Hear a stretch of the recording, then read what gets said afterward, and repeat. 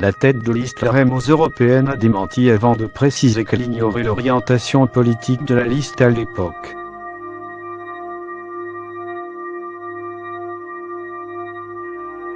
Lundi 22 avril, Mediapart a révélé que Nathalie Loiseau, ex-ministre et actuelle tête de liste de LREM aux élections européennes, était déjà engagée politiquement en 1984, lorsqu'elle était étudiante à Sciences Po Paris.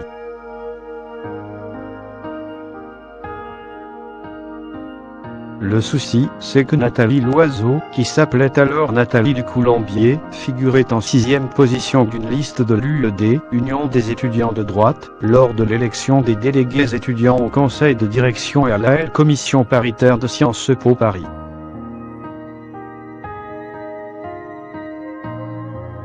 Un syndicat né sur les cendres du GU, précise Mediapart, la célèbre organisation ultra-violente d'extrême droite qui s'est faite connaître dans les années 1970 et 1980.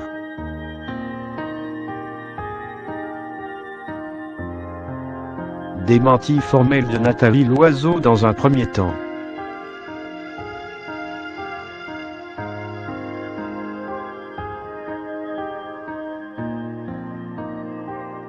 Une révélation qui tombe plutôt mal alors que l'ex-ministre aux Affaires européennes fait sa campagne sur le thème du rempart contre la montée en Europe des nationalismes et que les sondages n'ont pas au beau fixe.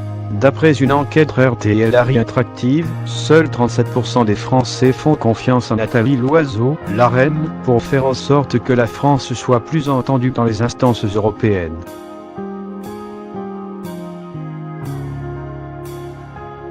La tête de liste, interrogée par Mediapart, a un premier temps répondu que le document était un faux, avant de se raviser plusieurs semaines plus tard, justifiant qu'elle avait complètement oublié cet épisode et précisant qu'elle ignorait la coloration politique de cette liste.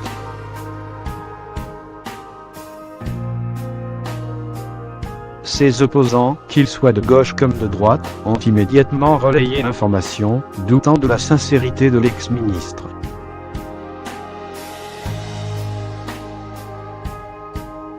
Benoît Hamon a repris la célèbre phrase des Guignols de l'info sur le cycliste Richard Virenque, dopé à l'insu de son plein gré.